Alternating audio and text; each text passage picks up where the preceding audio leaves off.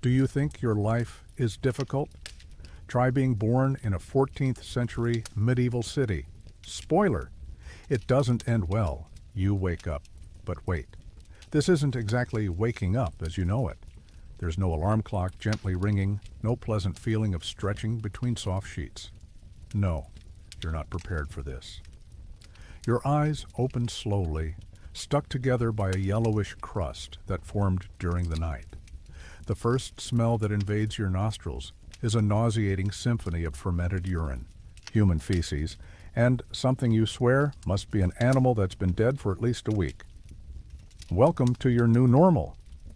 The bed where you spent the night is actually a pile of damp straw that someone had the kindness to throw over rotten wooden planks.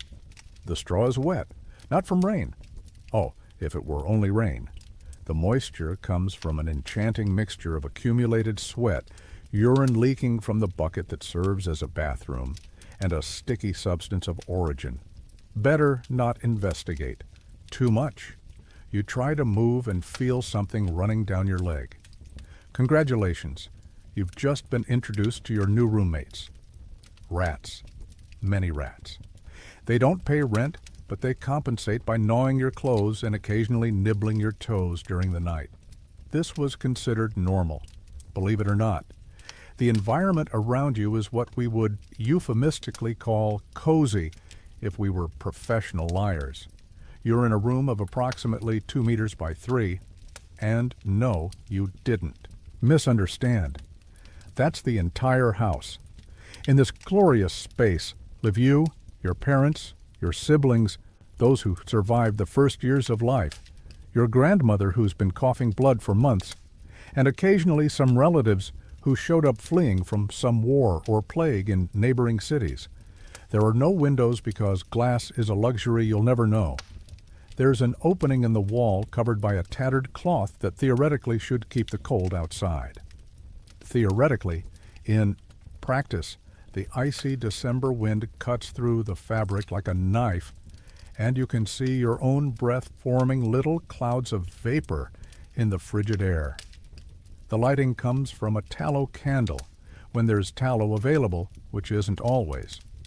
The smell of the candle is a delicious combination of rancid burned fat and something that vaguely resembles rotten meat. But hey, at least you can see the cockroaches running along the walls. Outside, you begin to hear the sounds that characterize the awakening of a medieval city. First, the church bells marking the hours, or trying to, since accurate clocks are another non-existent luxury.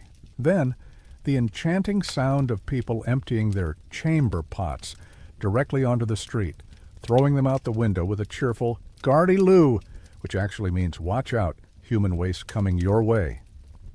You try to get up and your bare feet touch the dirt floor, packed dirt that, during the night, transformed into a muddy paste made of clay. Urine that leaked from the bucket, food scraps that fell during yesterday's dinner, and some drops of what you hope is just water that dripped from the ceiling. Your muscles ache, all of them. This happens when you sleep on a surface that would be considered inadequate, even for animals by modern standards. Your back is locked up, your neck feels like it's been twisted by a professional executioner, and you're sure you developed at least 3 hernias during the night. You look around, searching for a bathroom, and, well, good luck with that. The bathroom is that bucket in the corner which is dangerously full and exhaling an aroma that could be used as a weapon of war. When the bucket fills up, which happens quickly in a house with 7 people, the contents are dumped directly onto the street through the opening that serves as a window. Oh, and that strange noise you're hearing? It's your own teeth chattering, not from fear, not yet, but from cold. The temperature inside the house is basically the same as outside, because thermal insulation is a concept that will still take a few centuries to be invented. You slept with all the clothes you own, which are the same clothes you've worn for the last 3 months, and still woke up frozen to the bone. Your lips are cracked, your throat is dry, and you taste something in your mouth that's a mixture of rusty metal with something that died. You'll need to drink something soon, but you can forget about clean water. The clean water available comes from the same river where people relieve themselves, where tanneries dump chemicals to treat leather, and where occasionally some animal or human corpses float. Your clothing, the only clothing you own, is damp with sweat and other bodily fluids. The fabric is rough, itches like sandpaper, and has a smell that would make a vulture vomit. You don't change clothes because you don't have other clothes. You don't wash the clothes because soap is expensive and clean water is scarce. You simply live with the smell and the itching until the clothing literally falls apart on your body. And now comes the best part. You need to get up and start your day. A day that will consist of approximately 14 hours of manual labor, a meal that would make a modern prisoner sue the state for cruelty, and constant risks of death by disease, violence, work accident, or simply being in the wrong place at the wrong time. Congratulations, you survived your first night. In a medieval city for now. Now, take a deep breath, if you can stand the smell, because the worst is yet to come. Now that you're awake, and using the term very generously, it's time to get better acquainted with your new home. Spoiler, you're going to want to move immediately. Let's take a tour of your medieval residence, which real estate agents of the time would describe as compact and functional. Actually, they would say, a pest-infested hole where you'll probably die of some horrible disease, but marketing already existed back then. The room where you spent the night isn't just your bedroom, it's literally the entire house. 2 meters by 3 meters to house an entire family. To get an idea of the scale, imagine trying to live in your current bathroom with 6 more people, 3 chickens, a pig, and a goat. Oh, and without plumbing, or electricity, or any basic concept of hygiene. The walls are made of rotten wood held in place by a mixture of mud, straw, and cow. Dung. That's right, cow dung. Someone, in a moment of questionable architectural genius, decided that cow poop would be an excellent building material. And you know, what's the scariest part? That person wasn't totally wrong. It's cheap and keeps the structure standing. For about 2 years, at least. The ceiling is a masterpiece of medieval engineering. Loose wooden planks covered by straw that theoretically should keep the rain outside. In practice, your house has more leaks than a corrupt government when it rains, and in medieval Europe it rains a lot. You don't get wet, you get soaked. Water runs down the walls, forms puddles on the dirt floor, and turns your house into a medieval version of a water park, just without the fun. Speaking of floors, yours is made of packed dirt, mixed with organic remains that have accumulated over the years. And when I say organic remains, I'm being extremely polite. It's a layer of dirt mixed with rotten food, human and animal waste. Hair that fell from people, pieces of dead skin, dried vomit, and occasionally parts of small animals that died and decomposed right there. This enchanting mixture is called rush by the locals, and it's practically impossible to clean. You simply add more straw on top when the smell becomes too unbearable, which, considering the standards of the time, means it needs to be really, really bad. Now, let's talk about privacy. Remember that word? Forget it completely. Privacy is a concept that will still take a few centuries to be invented. Everything you do, and I mean everything, is done in front of all the house residents. You dress in front of everyone. You wash in front of everyone. You relieve yourself in front of everyone. You have intimate relations in front of everyone, including the children, who watch everything with the naturalness of someone watching someone else eat. The furniture in your house could be generously described as minimalist if you were an incurable optimist. Actually, you have a table made of planks supported on sawhorses, when the sawhorses don't rot, some wooden benches that sway more than a ship in a storm, and the famous straw bed that you just experienced. Oh, and there are also some wooden chests where you keep your belongings, which basically consist of some extra clothes, if you're lucky, work tools, and maybe some hidden coins that you saved during years of brutal work. Your house's heating system is revolutionary. It doesn't exist. In winter, you huddle together like penguins, sharing body heat, and hoping nobody freezes to death during the night. Sometimes when you get firewood, which is rare and expensive, you light a fire in the middle of the room. The problem is there's no adequate chimney, so the smoke spreads throughout the house, making everyone cough, cry, and occasionally faint from poisoning. But wait, because it gets better. Remember I mentioned the animals? Well, your chickens, pig, and goat don't live in a separate barn. They live with you in the same room. The animals eat food scraps from the floor, which actually helps with cleaning, provide body heat during winter, and occasionally serve as dinner when someone in the family is starving. The downside? Well, animals poop, a lot of poop, and they don't have the concept of appropriate place to defecate. So you live 24 hours a day with the smell of fresh dung, plus having to be careful not to step on a surprise while walking around the house in the dark. The chickens lay eggs in random corners when they lay them. The pig grunts and wallows in the mud that forms on the floor, and the goat has the charming habit of chewing anything within reach, including your clothes, your shoes, if you have any, and occasionally pieces of the house walls. And then we have the pest problem. Your house is a paradise for rats, mice, cockroaches, lice, fleas, ticks, and creatures that science hasn't cataloged yet. They live in the walls, in the ceiling, under the floor, and occasionally make nests in your clothes or in your hair. You wake up in the morning scratching mysterious bites all over your body and find rodent tracks in the food left over from the day before. The rats are particularly problematic because, besides gnawing everything and contaminating food, they occasionally carry diseases that can kill an entire family in a matter of weeks. But hey, at least they help control the insect population by eating some of them. The house bathroom, that bucket I mentioned, is a work of art in itself. It's a wooden or ceramic container that serves multiple families for days before being emptied. The smell is so intense it can cause nausea even in the most accustomed residents. And when the bucket is full, someone has the honor of carrying it to the window and dumping the contents directly onto the street, shouting the traditional "Gardy-loo" to warn pedestrians that they're about to be hit by a very special rain.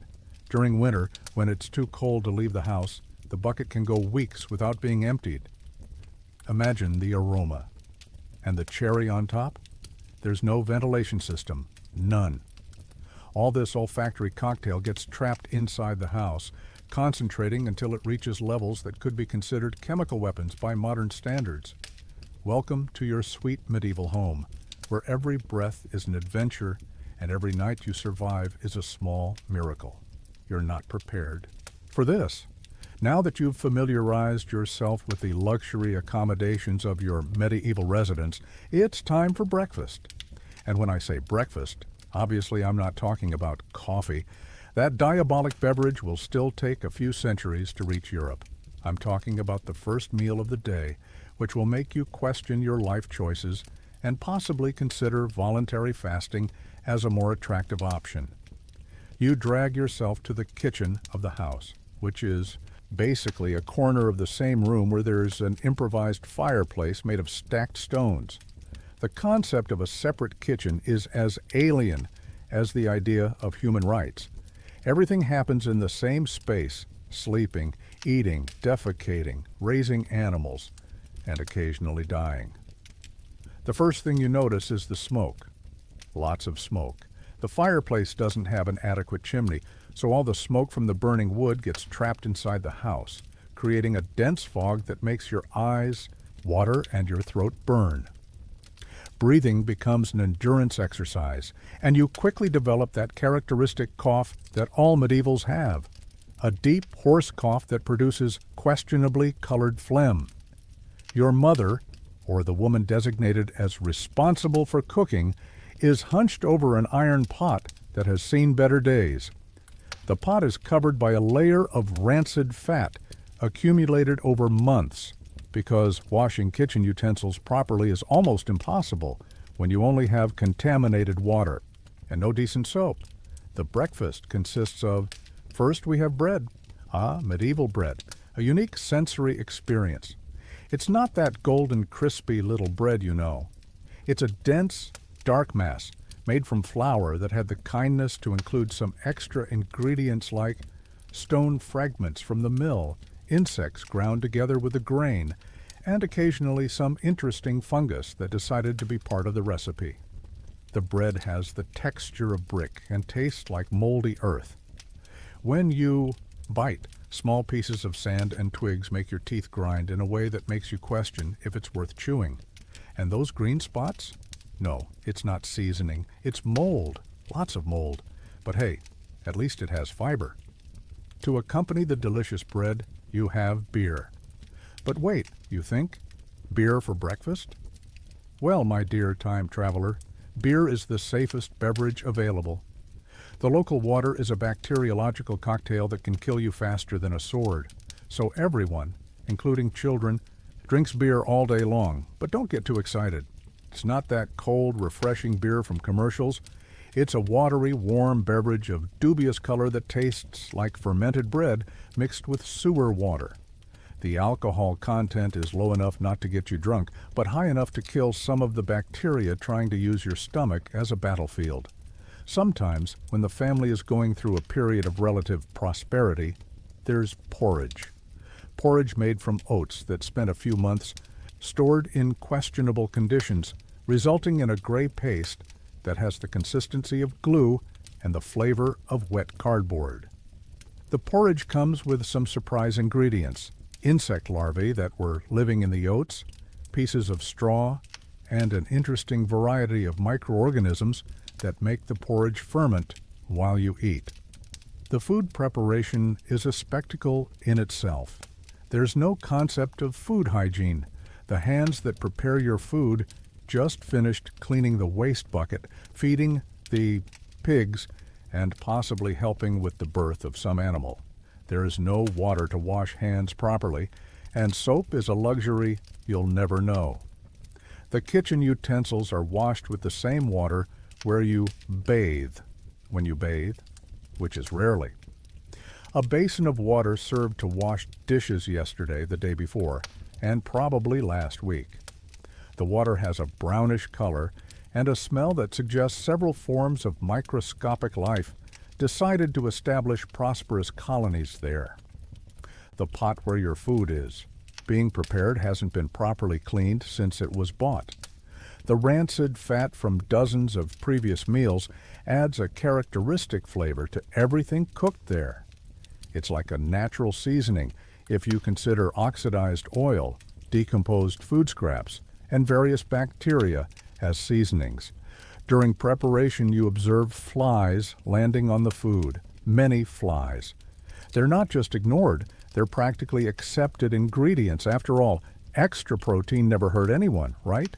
The flies lay eggs in the food, which turn into larvae, which are cooked along with the rest of the meal. This was considered normal, believe it or not. And then there are the seasonings. Forget salt and pepper. Those are luxuries for the rich. Your seasonings consist of herbs that were harvested in the city outskirts, often in places where people relieve themselves. The herbs are dried, hanging in the same room where you live, absorbing all the enchanting aromas of home. Sugar? Good luck with that. Sugar is rarer than gold and more expensive than a house. If you want something sweet, your best option is honey, when available, which is almost never. And when there's honey, it comes with some extra ingredients courtesy of the bees, pieces of honeycomb, dead bees, and an interesting variety of debris that was in the hive. While you enjoy this morning meal, your housemates, including the animals, are having their own meals. The chickens peck food scraps from the floor, the same floor where everyone relieves themselves. The pig chews a mixture of rotten vegetable peels and dung, and the goat is trying to eat pieces of the wooden table. The sound of the meal is a symphony of loud chewing, shameless burping, free flatulence, and the occasional sound of someone vomiting because the food didn't sit well in their stomach. Good table manners are an alien concept. You eat with dirty hands, burp when you want, spit wherever convenient, and share utensils with the whole family, including those who are visibly sick. And during this entire gastronomic experience, you're constantly scratching. Lice, fleas, and other pests take advantage of mealtime to explore your body, causing constant itching that you try to relieve by scratching against walls, furniture, or any available surface. At the end of this nutritious meal, you feel your stomach rebelling, nausea, cramps, and a general feeling that your digestive system is declaring war on you. This is normal. Your modern body isn't prepared to process contaminated, poorly preserved, and bacteria-laden food. Congratulations, you survived medieval breakfast. Now, there are just 2 more meals to complete the day. Spoiler, it doesn't get better. Now that you've concluded your morning meal and managed to keep it in your stomach for at least a few minutes, it's time to leave the house and face the outside world. You head to your residence door, which is basically some poorly fitted wooden planks held in place by a leather hinge that creaks like a banshee. You open the door, and then it happens. The olfactory shock is so intense that your knees almost give out. If you thought the smell inside the house was bad, you weren't prepared for what awaits you outside. It's like being hit by a tsunami of odors that defies all scientific description. Imagine the worst smell you've ever experienced in your life. Multiply by 1,000. Add some extra layers of decomposition, fermentation, and putrefaction. Now you're getting close to the sensory experience of a medieval street. The first thing you see and step on is mud, but it's not ordinary mud made of dirt and rainwater. Oh no. This is special mud, an artisanal mixture of dirt, human and animal waste, fermented urine, rotten food scraps, blood from animals slaughtered in the streets, drunkards' vomit, and occasionally parts of decomposing corpses. This viscous mass has a consistency that varies between toothpaste and pudding, depending on how recent the last contribution from local residents was. Its color is a fascinating brown-greenish with iridescent reflections that shine in sunlight like spilled oil. And you need to walk in this enchanting substance. Your bare feet, because shoes are luxury for the rich, sink into this paste up to your ankles. The sensation is indescribable. It's warm, sticky, and occasionally you feel solid pieces of dubious origin between your toes. The street where you live, and I use the term street very generously, is approximately 2 meters wide. It's more of an alley than a proper street. The houses on both sides are built so close that the roofs almost touch, creating a dark and claustrophobic tunnel where sunlight rarely penetrates. The walls of the surrounding houses are covered by an interesting mixture of mold, slime, and brown stains of origin you prefer not to investigate. From time to time, you see something dripping down the walls. It could be rainwater, it could be urine, it could be something worse. Medieval architecture wasn't very concerned with waterproofing. While you try to navigate this apocalyptic landscape, you hear a shout from above. "Guardy Lou!" You look up and see a window opening on the 2nd floor of a house. A woman appears holding a bucket, and you have exactly 3 seconds to get out of the line of fire. You can't move fast enough. A cascade of liquid human waste falls from the 2nd floor and hits you squarely. The smell is so intense you feel your brain temporarily disconnecting as a defense mechanism. You stand there dripping, trying to process what just happened. The woman at the window looks down, sees you covered in waste, and simply shrugs. "Sorry," she shouts, but you can see she's not sorry at all. This happens dozens of times per day. It's part of the medieval urban experience. You try to clean what you can with your hands, but only manage to spread the substance over the rest of your body. There's nowhere to clean properly. Clean water is scarce and too precious to be wasted on personal hygiene. Continuing your journey down the street, you begin to notice other pedestrians. And here's the thing, everyone is in a similar condition to yours. Everyone is dirty, stinking, and covered by a layer of dirt accumulated over weeks or months. The difference is they've gotten used to it. You haven't yet. People move in tight groups, pushing and being pushed. There's no concept of personal space. Sweaty, unwashed, and sick. Bodies press against you constantly. You feel the moist heat of breaths that smell like rotten teeth and fermented food. And then you realize you're not just sharing the street with humans. There are animals everywhere. Loose pigs rummage through the mud looking for food, spreading even more dirt with their snouts. Chickens run between people's feet, occasionally being trampled by distracted pedestrians. Stray dogs, skinny and covered with sores, fight over food scraps and occasionally attack. People who seem vulnerable. The noise is deafening. Everyone is shouting to communicate over the general chaos. Street vendors scream the prices of their questionable merchandise. Children cry constantly, those who manage to survive beyond childhood. Animals make their characteristic noises. Cartwheels creak over irregular stones. Hammers bang on anvils. It's a cacophony that makes your head throb. But wait, there's more. Among the crowd, you begin to identify the different types of people who inhabit this urban paradise. There are the sick, and there are many of them. People with open wounds that constantly suppurate. Individuals with deformities caused by diseases or work accidents. Beggars without limbs, lost in wars, or amputated due to infections. You see a man with half his face eaten by some skin disease, a woman carrying a child who's clearly dying from some illness, but whom she continues trying to keep alive. People coughing blood openly, spreading infected droplets in the air that everyone breathes. And then there are the criminals. They circulate through the crowd like sharks, looking for easy victims. Pickpockets with fingers agile as serpents. Muggers waiting for the right moment to attack. Con artists offering business opportunities that are obviously scams. You feel someone bumping into you. After a few seconds, you realize that your small coin purse, your only financial reserve, has disappeared. You were robbed in less than 5 minutes on the street. Welcome to medieval urban life. Navigation through the streets is a logistical nightmare. There are no signs indicating directions. There are no numbers on houses. There are no maps. The streets are a confusing labyrinth of narrow alleys that curve and divide apparently at random.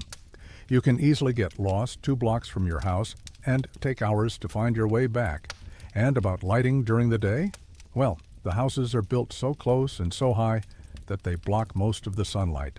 Even at noon, the streets have a constant twilight that makes everything seem gloomy and threatening. As you walk, you step on things you prefer not to identify. Sometimes it's clearly animal dung. Other times, it's rotten food. Occasionally, you have the disturbing sensation that you stepped on something that was once part of a human being. The irregular ground made of loose stones and holes filled with mud makes every step an adventure. You stumble constantly, and when you fall, directly into that special mud I mentioned earlier. Getting up means emerging even dirtier than you were before. And then you begin to notice the sounds coming from the surrounding houses. Through the thin walls, you hear violent fights, children crying from hunger, people moaning in pain, and occasionally screams suggesting that something very bad is happening inside. But what really makes you question your life choices is realizing that this is considered normal. The people around you don't seem particularly bothered by the chaos, dirt, noise, or smells. They were born into this, grew up in this, and will die in this. For them, this is simply life. And you haven't even reached your destination yet. You're not prepared for this. Nobody is. After navigating the apocalyptic streets of your medieval city and losing your savings to a pickpocket more agile than you, it's finally time to go to work. And when I say work, I'm using a very gentle euphemism for what would be more precisely described as temporary slavery with questionable compensation. You're going to work in a blacksmith's workshop because someone decided you have the physical constitution necessary to spend 14 hours a day hammering incandescent metal with a hammer. Spoiler, you don't have that constitution. The workshop is located on the ground floor of a 3-story building that seems to be defying the laws of physics by remaining standing. The walls are tilted at angles that would give a modern engineer nightmares, and you can literally see the structure swaying when someone walks upstairs. You enter the workshop and are immediately hit by a wave of heat that makes hell seem like a refreshing spa. The forge has been lit since before dawn and will continue like this until after nightfall. The temperature inside the workshop must be around 50 degrees Celsius, and this is considered a normal working condition. The master blacksmith, let's call him Hans, because half of medieval men are named Hans, is a man who clearly lost any trace of humanity decades ago. He has arms the size of tree trunks, a beard that hasn't seen soap in years, and eyes that shine with the cruelty of someone who found pleasure in making others suffer. Hans explains your daily functions with the enthusiasm of someone describing a funeral. You'll work from sunrise to sunset, approximately 14 hours in summer, 10 hours in winter.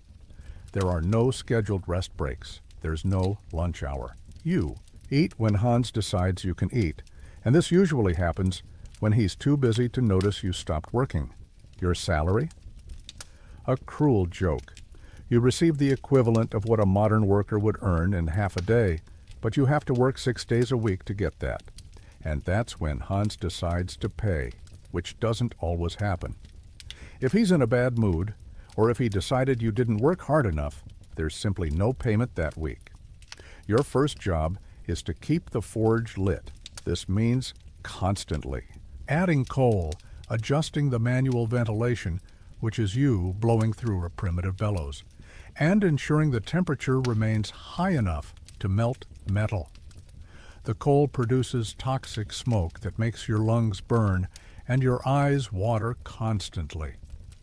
After a few hours maintaining the forge, you've already developed a cough that produces black phlegm. Your hands are covered by small burns from sparks that jump from the furnace. Your face is red and swollen from constant exposure to extreme heat. But this is just the warm-up. Hans decides you're ready for the real work, hammering incandescent iron with a 5-kilogram hammer. The iron needs to be molded into horseshoes, nails, knives, and various other tools that medieval society needs to function. The hammer is too heavy for your untrained arms. Every blow you strike resonates through your entire body like a seismic tremor. After 10 minutes, your arms are shaking. After an hour, you can barely lift the hammer. After 3 hours, you're seriously considering amputating your own arms to end the suffering. But Hans isn't impressed with your suffering at all. In fact, he seems to be having fun. When you slow down the pace, he shouts insults that would question your ancestry, your masculinity, and your intelligence, sometimes all in the same sentence. When you stop to rest, he applies physical motivation in the form of slaps to the head or strategically positioned kicks. And then there are work accidents. In the first week, you're going to burn yourself at least a dozen times with incandescent metal. Your hands will be covered by blisters that burst and get infected. You'll drop the hammer on your own feet several times, potentially breaking some toes. Medical treatment for these injuries? Hans spits on the wound and tells you to get back to work. This was considered advanced medicine at the time, believe it or not. The workshop has no adequate ventilation, so all the toxic smoke from the forge gets trapped inside. You breathe carbon monoxide, heavy metal vapors, and a variety of chemicals that modern science would classify as extremely carcinogenic. But hey, cancer hasn't been invented yet, so technically you can't die from something that doesn't exist, right? The other workers in the workshop are men who lost any hope long ago. They work in somber silence, occasionally coughing blood or fainting from the heat. When someone faints, the others simply drag the body to a corner and continue working. If the person wakes up, they return to work. If they don't wake up, well, there are always more desperate people looking for work. During the day, you observe Hans mistreating younger apprentices in ways that would make modern human rights organizations panic. He purposely burns children with hot iron to teach lessons about attention. He beats them with tools when they make mistakes. Once you see him force a 12-year-old boy to put his hand on an incandescent iron bar as punishment for dropping a hammer. And all of this is legal. It's normal. It's expected. There are no unions to protect workers. There are no occupational safety laws. There's no compensation for work accidents. If you get hurt so badly that you can no longer work, you're simply dismissed and replaced by another desperate person. The work environment is a toxic mixture of extreme heat, poisonous smoke, constant noise of metal hitting metal, and the psychological tension of working under the constant threat of physical violence. Your ears will suffer permanent damage from the noise.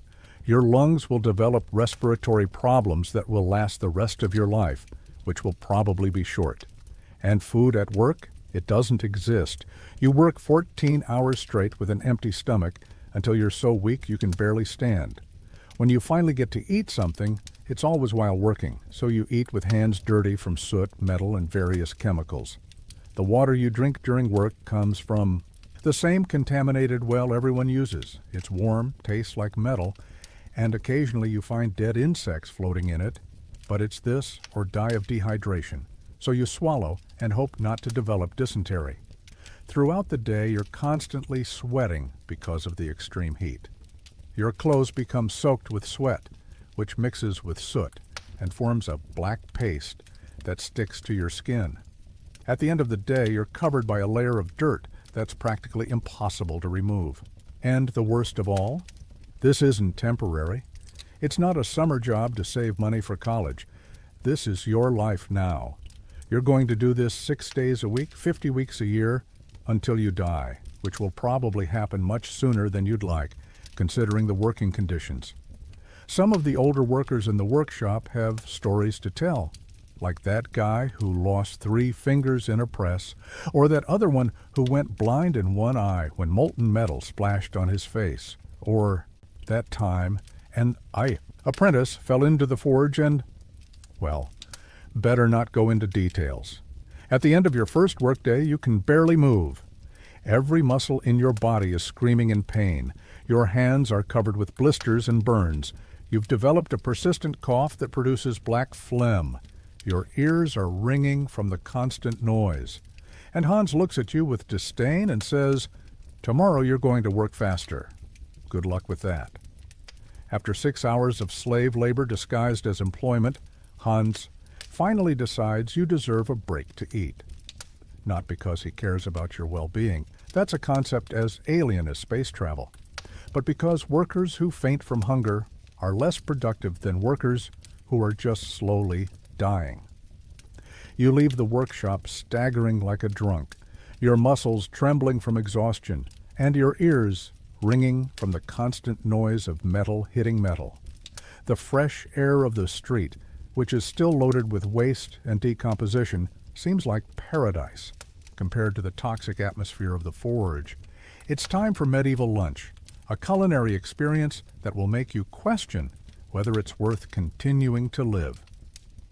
You head to what can be generously called the neighborhood restaurant, a rotten wooden stall where a woman sells food she swears is suitable for human consumption.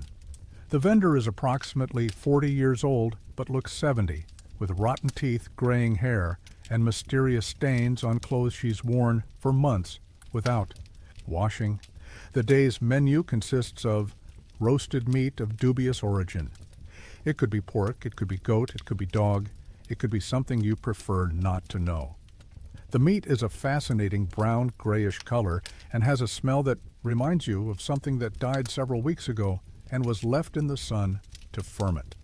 The vendor guarantees it's fresh, which is technically true if you consider it was slaughtered only 3 days ago. The meat was seasoned with salt, which is actually a mixture of real salt, sand, and rock fragments, and some herbs that were harvested in questionable locations. The flies love this meat, and you can see dozens of them landing, eating, and depositing eggs on the surface. The vendor occasionally shoos the flies with the same hand she uses to handle the food. To accompany the delicious meat, there's bread that clearly has seen better days. The bread has a crust, hard as stone, and an interior that's a complex ecosystem of mold, fungi, and small organisms that move when you look closely. Pieces of the bread occasionally move by themselves, which is a clear sign that there's intelligent life growing inside. And then there's the stew. Ah, medieval stew, a creative mixture of everything left over from the last few days. Vegetables in various stages of decomposition, pieces of meat of mysterious identity, bones with marrow fragments, and a broth that has the color and consistency of dirty sewer water. The stew is being cooked in a cauldron that hasn't been properly cleaned since it was bought. The layer of rancid fat on the surface has an impressive thickness and occasionally bubbles in ways that suggest intense microbial activity. Sometimes you see bubbles rising from the bottom that release aromas that make your eyes water. You pay for the meal with one of the few coins you still possess, remembering that your savings were stolen on the street. And the vendor hands you a piece of meat on a cabbage leaf that serves as a plate. The leaf is wilted, with holes made by insects, and has brown spots that could be dirt or could be something worse. You bite the meat and immediately understand why medieval life expectancy is so low. The flavor is an indescribable experience. Imagine spoiled meat mixed with sand, seasoned with something that died and left to ferment for a few days. Your mouth fills with a metallic taste that suggests you might be being slowly poisoned. But you're hungry, a deep, painful hunger that makes you willing to eat practically anything, so you chew and swallow, trying not to think too much about what you're putting in your body.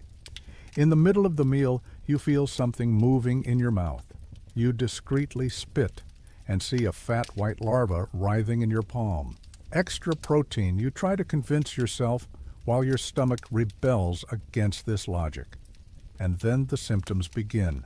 First, nausea, a deep wave of sickness that makes you question your life choices. Your stomach begins making sounds that resemble a wounded animal, and you feel a sour taste rising in your throat.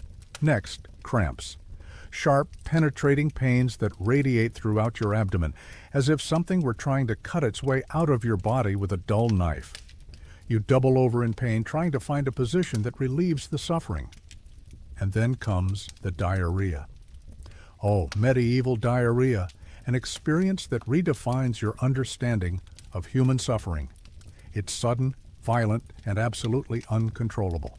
You have approximately 10 seconds to find an appropriate place to relieve yourself, which basically means any alley or corner where you can do your business without being completely observed. You run to the nearest alley, your entrails rebelling violently. What comes out of your body is a burning liquid that burns like acid and has a smell that could be used as a chemical weapon. You stay there crouched, sweating, trembling, and questioning all the decisions that led to this moment. But here's the terrible thing. This is normal. Everyone goes through this regularly. Food poisoning isn't an exception. It's a regular part of life. You simply learn to live with chronic diarrhea, frequent vomiting, and constant abdominal pain. And there's no real medical treatment. If you seek help from a local doctor, he'll probably suggest one of the following scientifically proven cures: leeches. Because clearly the problem is that you have too much blood, and the obvious solution is to let worms suck some of it. The leeches are placed on your belly while you have violent diarrhea, in the theory that they'll balance your bodily humors. Bloodletting, similar to leeches but more direct. The doctor makes cuts on your arm and lets you bleed while praying that this cures your food poisoning. Spoiler, it doesn't cure it. Urine. Your own urine, specifically. You should drink a glass of fresh urine every morning to purify your system. The logic behind this is as solid as you'd expect from medieval medicine. Prayers. Obviously, your diarrhea is caused by sins, so the solution is to pray more. You should kneel in a cold, damp church for hours, begging divine forgiveness for your gastrointestinal crimes. During all this digestive suffering, you still need to return to work. Hans doesn't care if you're sick. In fact, he considers illness a form of laziness. You'll work with diarrhea, vomiting, fever, and any other symptoms your meal has caused. And here's the scariest part. This isn't even close to the worst thing that can happen to you. Food poisoning is just a normal Tuesday. The really serious diseases, plague, cholera, typhus, leprosy, those are reasons for concern. But don't worry too much about those diseases now. You'll probably encounter them soon. This was considered normal. Believe it or not. Now get back to work. Hans is waiting, and he doesn't like to wait. While you return staggering to Hans's workshop, still suffering the effects of your gastronomic adventure, you begin to realize that food poisoning is really the least of your problems. The real danger in a medieval city doesn't come from bad food or inhumane working conditions. It comes from people.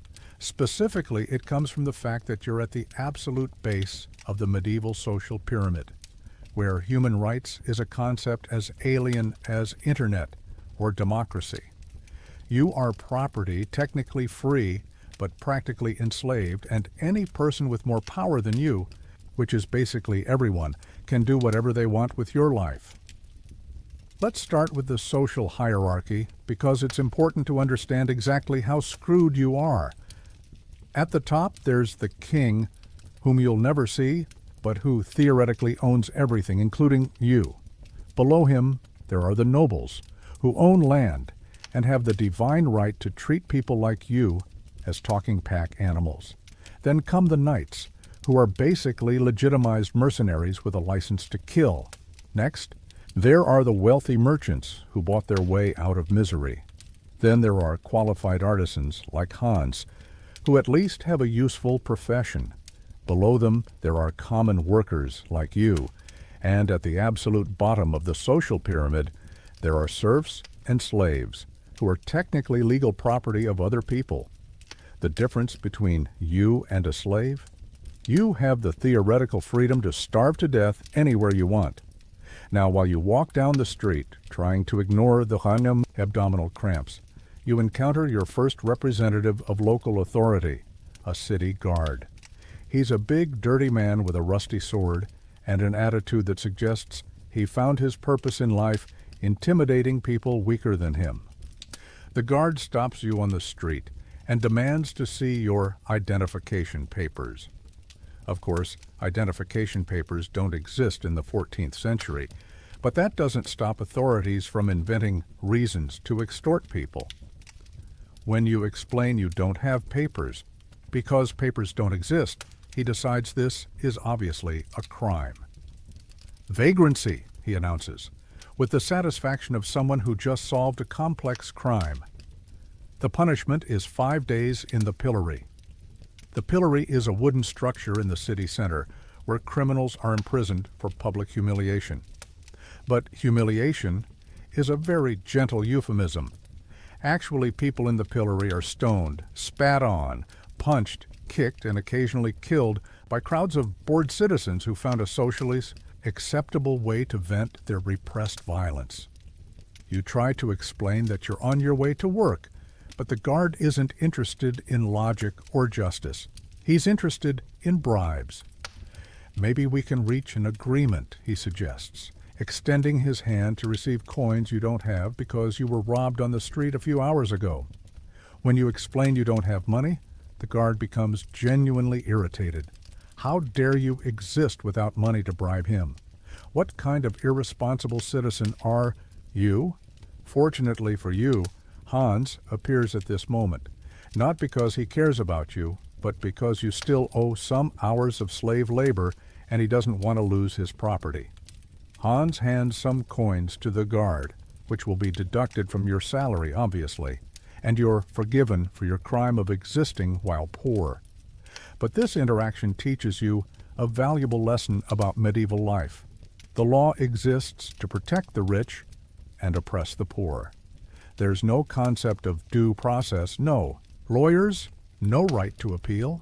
If someone with authority decides you're guilty of something, you're guilty, and the punishments are creative in a way that would make modern torture specialists feel nauseous.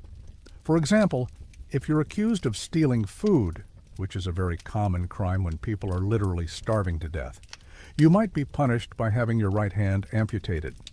Without anesthesia, obviously, and with tools that haven't been sterilized because sterilization is another concept that hasn't been invented yet. If you're accused of lying in court, which is easy when there's no real evidence and decisions are based on superstition, you might be forced to hold red-hot iron with your bare hands. If your hands heal miraculously, in 3 days, you're innocent. If they get infected and you die of septicemia, clearly you were guilty and God executed divine justice. And then there are accusations of witchcraft, which is basically a death sentence with extra steps. Anything unusual that happens in the city can be blamed on witchcraft. Someone's cow stopped giving milk. Witchcraft. A child was born with a deformity. Witchcraft. Someone had a bad nightmare. Definitely witchcraft. And guess who's always suspected of witchcraft? People like you, poor, without social protection, without resources to defend themselves. If someone decides you're a witch or warlock, you'll be tried through scientific methods like the water test. You're tied up and thrown in a river. If you sink and die, you were innocent. If you float, you're a witch and must be burned alive. It's a win-win situation for the authorities. The needle test. Investigators look for devil's marks on your body, which can be any spot, scar, or wart. If they find something, that's proof of witchcraft. If they don't find anything, that's proof you're hiding the marks through more witchcraft. Torture until confession. You're tortured until you admit you're a witch. When you finally confess, because everyone confesses eventually, this is used as evidence of your guilt. But even if you avoid accusations of witchcraft, there are still other social dangers to worry about. There's the Inquisition, which is always looking for heretics to burn. There are local feudal lords who might decide your family owes more taxes than you can pay. There are wealthy merchants who might accuse you of debts you never contracted.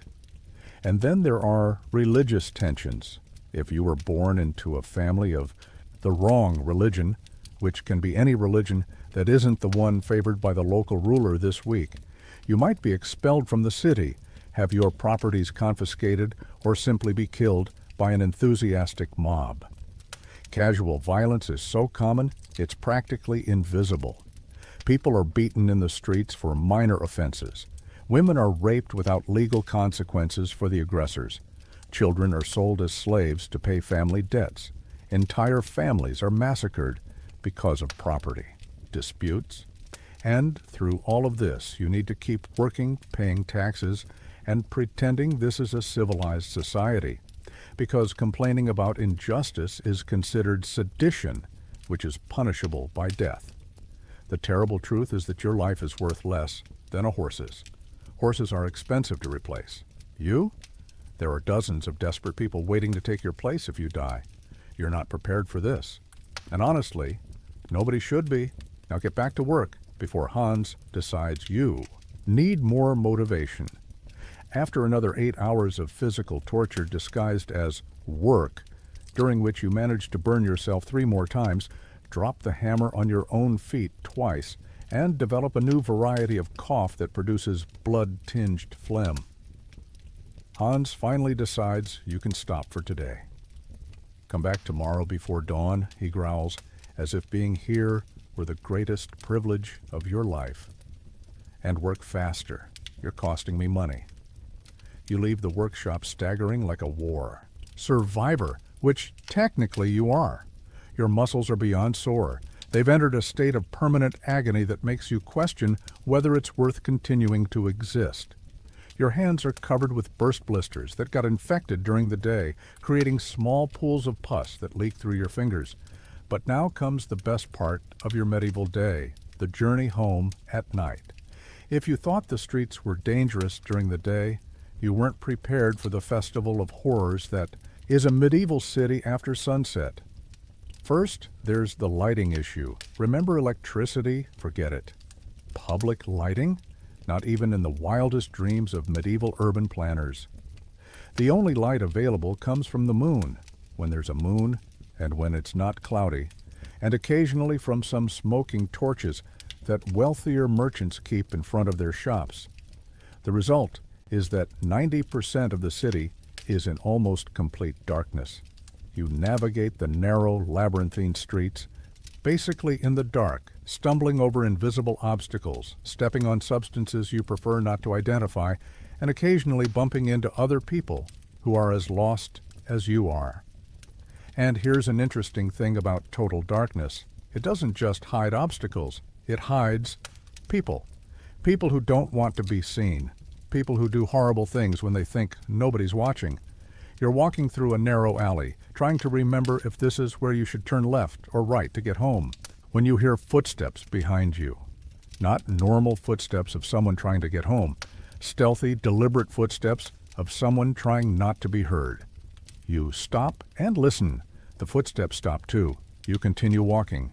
The footsteps resume. Congratulations. You're being followed by professional criminals who have turned robbery and murder into an art. And considering you were already robbed once today and have literally nothing of value, this probably won't end with a simple theft. It's going to end with you being beaten to death for fun. You try to pick up the pace, but your exhausted muscles refuse to cooperate. Every movement is agony, and you're making more noise than a wounded boar. The footsteps behind you get faster too. Suddenly, you hear a hoarse voice whispering, "Hey, you there, stop." This is an interesting situation. You can. Option A, stop and see what they want, which will probably result in you being robbed, beaten, and possibly killed. Option B, try to run, which will definitely result in you being chased, caught, and then robbed, beaten, and possibly killed, but with more violence because of the inconvenience of having to chase you. You choose option C. Keep walking and pretend you didn't hear anything, in the idiotic hope they'll lose interest. They don't lose interest. "Hey, I'm talking to you, you son of a bitch." Now you can add insults to your ancestry, to the list of bad things happening. You keep walking, but now you can hear at least 3 sets of footsteps behind you.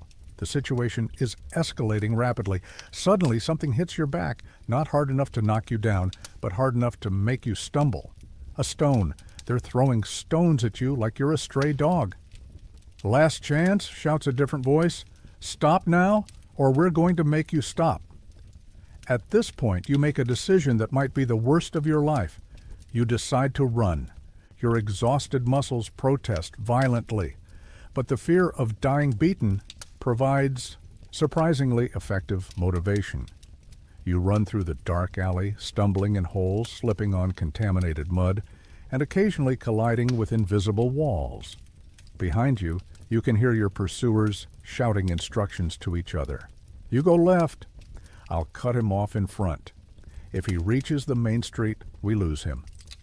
Apparently, this isn't their first time doing this. They have a system. You turn a corner running and immediately realize you've made a terrible mistake.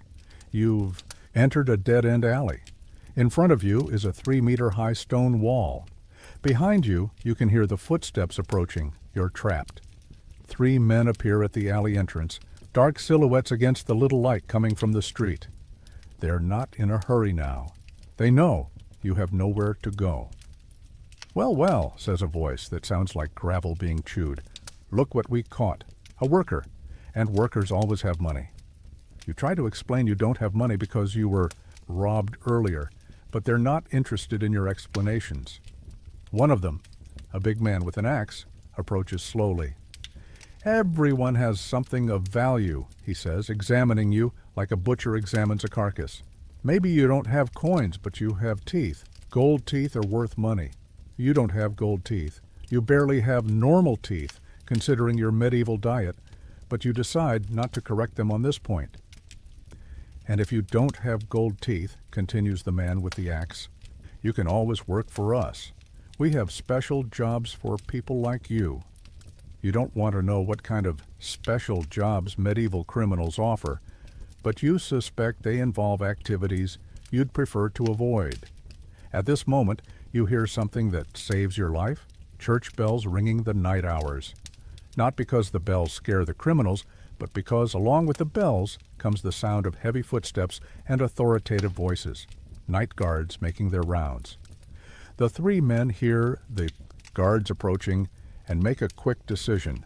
One of them kicks you in the stomach, knocking you to the muddy ground. "Next time you won't be so lucky," he whispers, and then all three disappear into the darkness like ghosts. You lie there on the ground, trying to catch your breath, when the guards appear at the alley entrance. They illuminate you with a torch and immediately assume you're a drunk vagrant. "Hey, you!" shouts one of the guards. "Get up from there! You can't sleep on the street." You try to explain you were attacked by bandits, but the guards don't believe you. After all, if you were attacked by bandits, where are the wounds? Where's the blood? Where's the evidence? The fact that the bandits fled when they heard the guards coming is irrelevant. The fact that you're clearly shaken and scared is irrelevant. What matters is that you're in a suspicious condition in a dark alley, and that's enough evidence of some unspecified crime. "Vagrancy," decides one of the guards. 5 days in the pillory. You try to protest, but protesting is considered disrespect for authority, which adds 5 more days to your sentence. Fortunately, at this moment you hear a familiar voice. "He works for me." Hans appears at the alley entrance, holding a torch, not because he was worried about you, but because he was returning from a local tavern where he spent the money he should have paid the workers. "This is my apprentice," Hans explains to the guards. "He was returning from work." The guards look at Hans, then at you, then back at Hans. Clearly they'd prefer to arrest you, but Hans has social status and could cause problems for them if they arrest his property without valid reason. "Keep your boy off the street during the night," one of the guards warns Hans. "Next time, we won't be so understanding." Hans agrees and the guards move away, looking for other victims to intimidate. Hans looks at you with disdain. "You look like garbage," he observes, "and you're making my workshop look bad. Next time you're attacked by bandits, make sure they finish the job." With this charming observation, Hans walks away, leaving you alone in the dark alley to find your own way home, assuming you can get there alive. Spoiler, the chances aren't good. Now you're alone in the medieval darkness, hurt, exhausted, and lost in a labyrinth of streets that seem to have been designed by someone with compromised sense of direction and sadistic tendencies. Your eyes still haven't completely adjusted to the darkness, so you're basically navigating blind through an environment that wants to kill you. You leave the alley stumbling and try to orient yourself. Medieval streets at night aren't just dark. They're a black void that swallows light, hope, and frequently people. There are no visible reference points, no street signs, because street signs are another revolutionary concept that hasn't been invented yet. And definitely no GPS. Your navigation strategy consists of feeling along the walls like a blind person, trying to remember if you should turn here or there, and occasionally stopping to listen for familiar sounds that might indicate you're going in the right direction. But the sounds you hear aren't exactly comforting. From somewhere in the distance comes the long, melancholic howl of wolves. Yes, wolves, because apparently your day wasn't bad enough. Now you need to worry about wild predators that occasionally enter the city looking for easy food. And considering your current condition, hurt, slow, and clearly lost, you qualify as easy food. From a nearby house, you hear screams, not playful or fun screams, screams of pain, terror, and despair. Someone is being tortured, murdered, or going through some experience that makes these processes seem like relaxing vacations. The screams continue for several minutes, then stop abruptly in a way that suggests the suffering ended along with the victim's life. From another direction comes the sound of people singing, but it's not cheerful singing. It's a funeral chant, slow and melancholic, which means someone died and is being celebrated in the traditional medieval way. Considering that medieval life expectancy is approximately 35 years, funerals are almost daily events. And then there are the bells. Church bells ring constantly during the medieval night, not to mark the hours, but to warn about deaths. One bell means a child died. 2 bells means an adult died. 3 bells means someone important died. Tonight you're hearing mostly 1 bell, which means children are dying faster than usual. As you walk blindly through the streets, your bare feet step on things you preferred not to identify.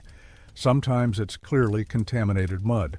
Other times it's something soft and organic that could be food scraps, excrement, or parts of something that was once alive. Occasionally you step on something that's distinctly hand-shaped, which makes you question whether you really want to get home. The medieval night cold is another enemy you need to face. Your clothes, the only clothes you own, are soaked with sweat from work and damp from the city's constant humidity. The night wind cuts through the thin fabric like ice knives, making you shiver violently. Your teeth chatter so much you're afraid the noise will attract unwanted attention. And considering that unwanted attention in the medieval night city can include bandits, assassins, rapists, cannibals, or worse things, you try to control the tremors and fail miserably. Suddenly, you hear footsteps again.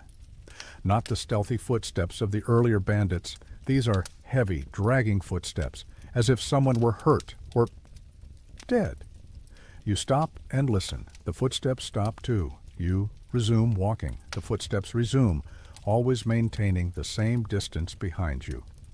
Your medieval brain, influenced by centuries of superstition and scientific ignorance, immediately jumps to the obvious. Conclusion: you're being followed by the undead. Zombies aren't science fiction in the medieval mind. They're a real, documented, and terrifying possibility. You try to pick up the pace, but your exhausted muscles refuse to cooperate. The footsteps behind you speed up too, maintaining the distance. Whatever is following you, it doesn't want to catch you yet. It wants to play with you first. Finally, you recognize a familiar corner. You're only 3 blocks from your house. The relief is so intense you almost faint. But you force your legs to keep moving. 2 blocks, 1 block. And then you see the familiar silhouette of your residence, which never looked so beautiful, even being a pest-infested cabin that smells like sewage. You approach the door and notice there's light coming from inside. This is strange, because candles are expensive and your family doesn't usually waste them during the night. You open the door slowly and find your whole family awake, sitting around a candle. "Where were you?" your mother asks, and you can see tears in her eyes. "We thought you had died." You explain about the bandits, the guards, and Hans, but your family barely listens. They're too busy looking at something in the corner of the room. It's your grandmother. Or it was your grandmother. She's sitting in her usual position, but her eyes are open and fixed, staring at nothing. Her skin has a blue-grayish color that's impossible to ignore. She died a few hours ago, probably from the tuberculosis that had been consuming her for months.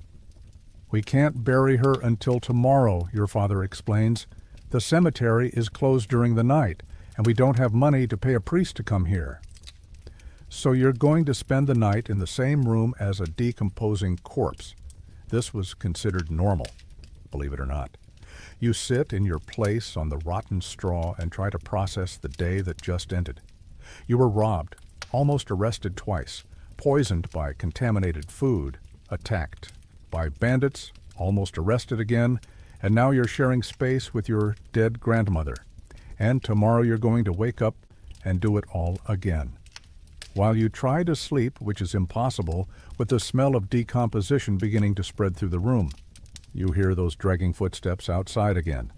They stop in front of your door for a few minutes, as if whoever it is were deciding whether to enter or not. Finally, the footsteps move away, but you know they'll return. Whatever was following you now knows where you live. You close your eyes and try to sleep, but every time you're almost falling asleep, the smell of your dead grandmother wakes you up again, or the sound of rats running through the walls, or the noise of other house residents coughing blood, and outside you can hear the medieval city continuing its nocturnal existence. More screams of pain, more death bells, more wolf howls, and occasionally the sound of something very large moving in the streets. Something you sincerely hope is just a lost horse. The medieval night is long, cold, and full of terrors that would give Stephen King nightmares, and you still have to survive until dawn. Good luck with that. Congratulations. You survived your first day in a medieval city. For now, while you lie there in the darkness, sharing a room with your living family, your domestic animals, and your recently deceased grandmother, it's a good time to reflect on this transformative experience. And when I say transformative, I mean in the sense that it transformed you from a person with reasonable survival expectations into a walking mortality statistic. Let's recap your glorious day, shall we? You woke up in a bed that would be considered inadequate for animals by modern standards. You had breakfast that included extra protein in the form of insect larvae. You walked through streets that are basically open sewers. You worked 14 hours in conditions that would violate approximately 847 modern labor laws. You ate lunch that caused instant food poisoning. You were almost arrested twice for crimes you didn't commit. You were attacked by professional bandits. And you ended the day sharing space with a decomposing corpse. And this was a relatively good day by medieval standards. You didn't contract bubonic plague. You weren't burned alive for witchcraft. You didn't lose any limbs in work accidents. And you weren't killed by hungry wolves. That practically makes you a winner in the medieval survival lottery. But here's the really terrible part. This isn't a unique experience. This is your life now, every single day. You're going to wake up tomorrow, if you survive the night, and do exactly the same thing again, and again, and again, until you die, which will probably happen much sooner than you'd like. And speaking of dying, let's discuss your statistical chances of long-term survival, because the numbers are absolutely charming. The average life expectancy in a medieval city is approximately 35 years. And that's if you're lucky. If you're a woman, you can subtract a few years because of childbirth risks. If you work in a dangerous profession like blacksmithing, you can subtract a few more years. If you're poor, which you are, you can subtract a few more years. This means you probably have about 15 to 20 years of life remaining. 15 to 20 years of waking up on that lice-infested straw, working for Hans, while he abuses you physically and psychologically, eating contaminated food that causes constant diarrhea, and living in constant fear of diseases, crimes, and corrupt authorities. And those are your prospects if everything goes well. If you contract any of the common diseases of the time, and the chances are high, your prospects get much worse. Bubonic plague has a mortality rate of approximately 60%. Cholera kills about 50% of infected people. Tuberculosis is a slow and painful death sentence. And these are just the famous diseases. There are dozens of other medieval ailments that can kill you in creative and agonizing ways. And let's not even start talking about work accidents. Medieval workers lose fingers, hands, and occasionally entire lives with a regularity that would make modern safety inspectors have panic attacks.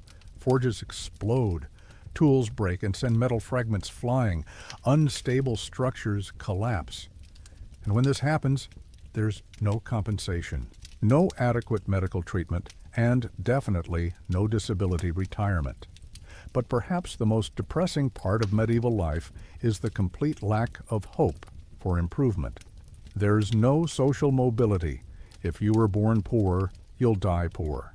If you were born working for someone like Hans, you'll die working for someone like Hans, or for his son, who will probably be even worse. There's no education to improve your situation. There are no business opportunities to escape poverty. There's no social support system to help you when you get sick or injured. You're on your own in a world that actively wants to kill you. And while you suffer through this miserable existence, the people at the top of the social pyramid live lives that are only marginally better. Even medieval nobles live in conditions you'd consider primitive. They might have more food, but it's still contaminated food. They might have bigger houses, but they're still houses without heating, plumbing, or any basic concept of hygiene. The difference is they have power to make other people suffer, which apparently makes their own suffering more tolerable. Now, while you're having these cheerful reflections, it's worth comparing your current situation with the problems you had in modern life. Remember when you complained because your Wi-Fi was slow, or because your food delivery took 45 minutes to arrive, or because you had to work 8 hours a day with coffee breaks, air conditioning, and legal protection against workplace abuse? What innocent times those were. In modern life, your biggest problems were perhaps having to wake up too early, eating food that wasn't perfect, or dealing with slightly irritating people.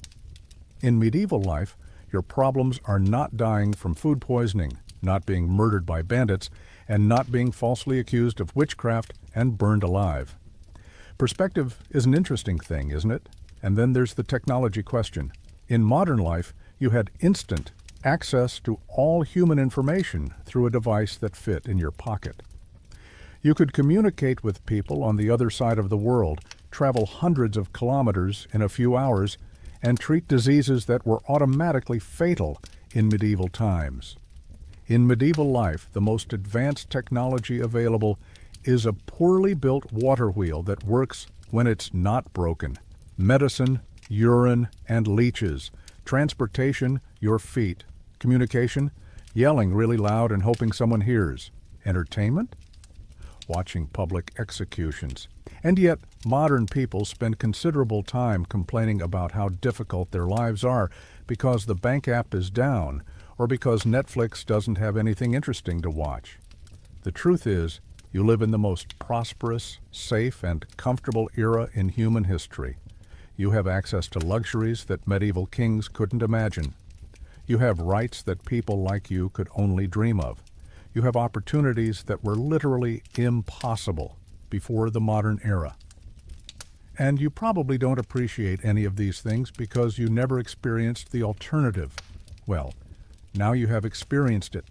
So next time you complain because your shower water isn't at the perfect temperature, remember that in the medieval city, you bathed once a month with freezing water that was contaminated with human waste.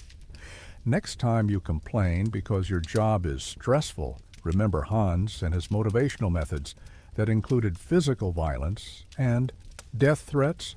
And next time you complain because your bed isn't comfortable enough, remember that damp, lice-infested straw you shared with rats, your family, and occasionally corpses.